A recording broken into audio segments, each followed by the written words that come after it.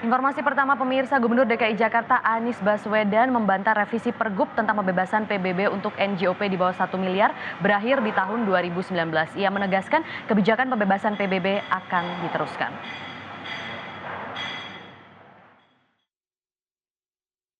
Pemerintah Provinsi DKI Jakarta merevisi peraturan gubernur tentang pembebasan pajak bumi dan bangunan atau PBB untuk nilai jual objek pajak atau NJOP di bawah 1 miliar rupiah.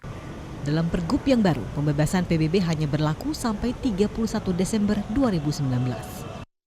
Anggota DPRD DKI Jakarta, Gembong Warsono menilai kebijakan tersebut tidak berpihak pada rakyat kecil. Menurutnya cara ini kurang tepat untuk meningkatkan pendapatan daerah. Gubernur DKI Jakarta Anies Baswedan membantah kebijakan pembebasan PBB akan dihentikan pada 31 Januari 2019. Menurutnya batas waktu yang tertuang dalam Pergub tidak berarti penggratisan PBB akan dihentikan pada 2020. Anies mengaku pemerintah provinsi justru sedang menggodok rencana untuk menggratiskan PBB bagi seluruh PNS, polisi, TNI hingga veteran. Saya menyampaikan ini untuk meluruskan pemberitaan yang keliru terkait dengan PBB bagi rumah yang nilainya di bawah 1 miliar.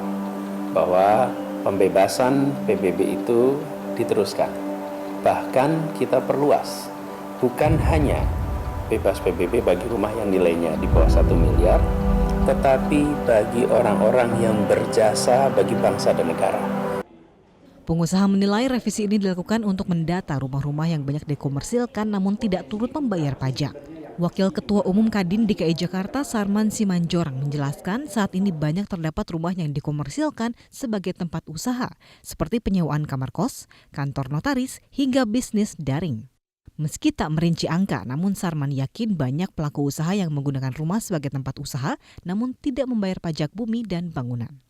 Pendataan di lapangan itu tidak katakanlah valid gitu loh. Artinya disamakan ratakan aja, padahal di rumah-rumah tersebut terjadi yang namanya pemanfaatan bukan untuk rumah tangga tetapi untuk bisnis gitu loh. Jadi kalau kita dari pelaku usaha ya mendukung sebenarnya ini, yang jelas ada targetnya. Apakah misalnya 2020. Nah, kita harapkan dalam setahun itu data yang masuk itu sudah betul-betul real.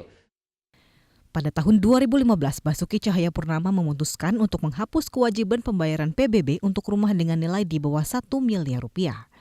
Menurut Basuki, penghapusan PBB bertujuan untuk mendorong geliat ekonomi yang mulai lesu. Dari Jakarta, Fani Aulia, Adi Joy Nugroho, Metro TV.